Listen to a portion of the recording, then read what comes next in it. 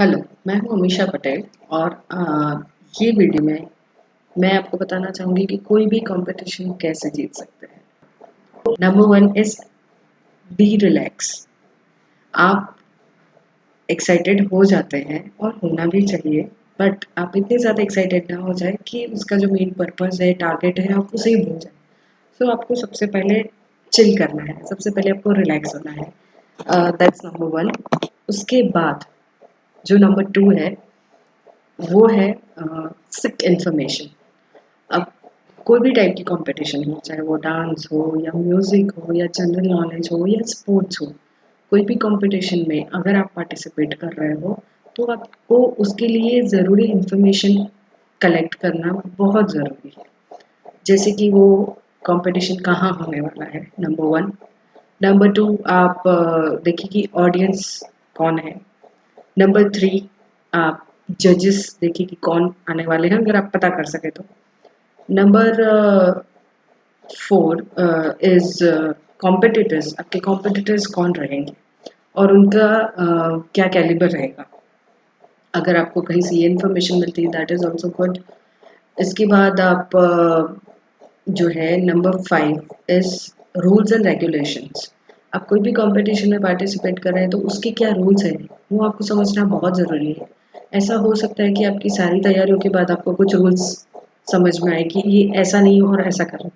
तो rules are very very important. वो generally कोई भी कंपटीशन के फॉर्म के पीछे की साइड पे लिखे हुए रहते हैं।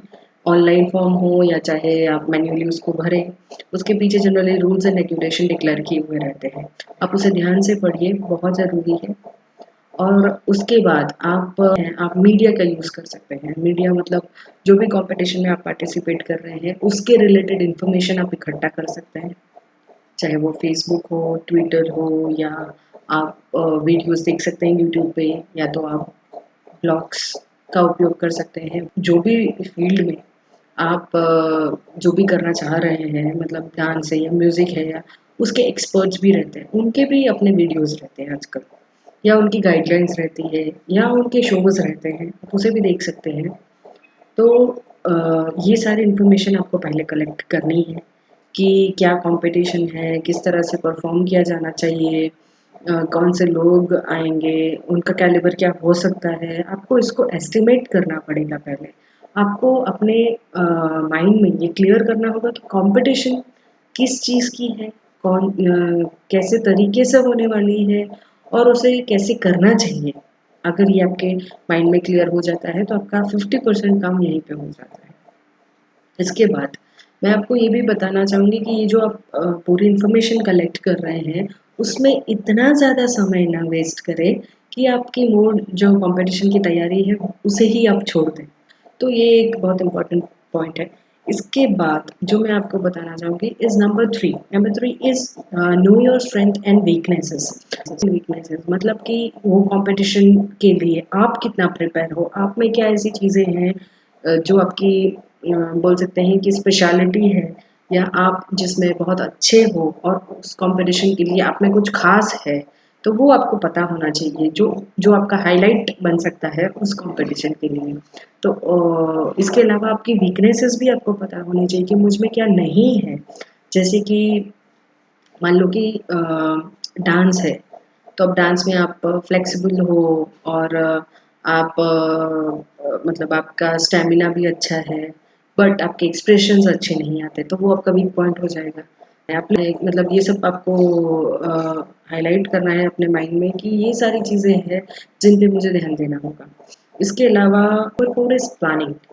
आपको प्लान करना होगा कंपटीशन। आप कंपटीशन ऐसे ही नहीं जीत सकते, आपको उसके लिए पूरी तैयारी करनी पड़ती है। और प्लानिंग में आप क्या-क्या कर सकते हैं मैं आपको बताती हूँ कि जैसे कि मान लीजिए कि एजुकेशनल कोई कंपटीशन है, तो उसके लिए आपको कौन सी बुक्स रेफ़र करने हैं, कौन से चैप्टर्स पढ़ने हैं, कौन से पेपर्स करने हैं या सारे पेपर्स करने हैं। तो ये हो गया प्लानिंग। और उसके बाद आप कैसे जाएँगे, पूरा कॉम्पिटिशन तक आप उसको कैसे ले जाएँगे, वो पॉइंट्स आपको लिखने हैं। या तो आप अपने माइंड में थोड़ा प्लान करिए कि कैसे करना है मुझे। उसके बाद आता है micro planning. So, number four is planning. Number five is micro planning. Why micro planning is important. हमने प्लान तो दिमाग में बना लिया, जो भी प्लान हमने बनाए हैं उसके एक एक पॉइंट पे हमें वर्क करना पड़ेगा, हमें उसको डिटेल्ड करना पड़ेगा, तब जाके ही हमारा टारगेट पूरा हो सकता है। तो उसके लिए जैसे कि मान लो कि आप डांस कंपटीशन में पार्टिसिपेट कर रहे हो और आपकी फ्लेक्सिबिलिटी आपको बढ़ानी है, तो अब आपने पॉइंट्स तो दिमाग में फिक्स कर लिया कि यहाँ मैं प्लानिंग करूँगा और मैं अपनी फ्लेक्सिबिलिटी बढ़ाऊँगा, पर आप उसको कैसे बढ़ाएंगे, that also you have to think about it. So आप ये कर सकते हैं कि फ्लेक्सिबिलिटी बढ़ाने के लिए जो भी रास्ते हैं उसमें से मैं कौन सा रास्ता ले सकता हूँ और मुझे उसके लिए कितने घंटे देने पड़ेंगे और मैं कौन से टाइम पे ये काम कर सकता हूँ दिन में। तो इस तरह से आप प्लान करें। स्पोर्ट्स पर्सन है तो मैं कितने घंटे प्रैक्टिस करूं, मैं स्टॉप वॉच लगा के प्रैक्टिस करूं, ये सब आपको डिटेल्ड एनालिसिस एक चाहिए, जिसको कि बोलते हैं कि हमको मैप चाहिए, रोड मैप चाहिए कि हम किस तरह से जाएंगे और उसमें एक एक पॉइंट्स हमें चाहिए, हमें सारे पॉइंट्स हमारे कवर होने चाहिए और इस तरह से हम एक रोड मैप के थ्रू कोई भी कंपटीशन को जीत सकते हैं। तो ये हो गया हमारा नंबर 5, डिटेल प्लानिंग हो गया। इसके बाद हमारा जो है नंबर 6 कि डिसिप्लिन एंड प्रैक्टिस। अब हमने सब कुछ तैयार तो कर दिया, पर practice is very very important. अगर आप कोई भी कंपटीशन को जीतना चाहते हैं तो सबसे ज़्यादा जो 50% है वो है प्रैक्टिस। अगर आप प्रैक्टिस नहीं करोगे, सब इन्फॉर्मेशन है आपके पास, सब प्लानिंग है, पर वो उधर ही रहेगा तो क्या फ़ायदा है, जो पेपर पे ही रहेगा आपका प्लानिंग तो क्या फ़ायदा है। तो आपको प्रैक्टिस करनी होगी और प्रैक्टिस डिसिप्लिन से करनी होगी, तभी आप आपके टारगेट को अचीव कर सकते हैं।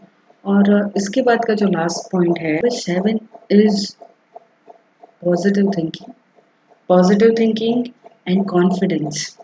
अगर आपने सब तैयारी की है पर आप कॉन्फिडेंट नहीं हो तो आप कंपटीशन नहीं जीत सकते, और अगर आपने सारी तैयारी अच्छे से की है तो आप ज़रूर थोड़ा बहुत कॉन्फिडेंस गेन कर पाएंगे। तो एक तो है आप तैयारियों की वजह से जितना ज़्यादा तैयारी करेंगे उतना ज़्यादा कॉन्फिडेंस आपको मिलेगा कि मैं ये कंपटीशन जीत सकती हूँ। And confidence is very very important. मुझे पता है कि जब कंपटीशन होता है तो एक फियर, एक प्रेशर भी होता है। So feel the fear but do it anyway. इसका मतलब है कि हमें प्रेशर तो फील होगा ही, पर हमें हमारे मकसद में कामयाब होना है, तो उसके लिए हमें कॉन्फिडेंस लाना पड़ेगा, हमें वो चीज़ करनी ही है, कैसे भी करके करनी है। ये एक एटीट्यूड होना चाहिए, तभी आप कोई भी कंपटीशन को जीत सकते हो।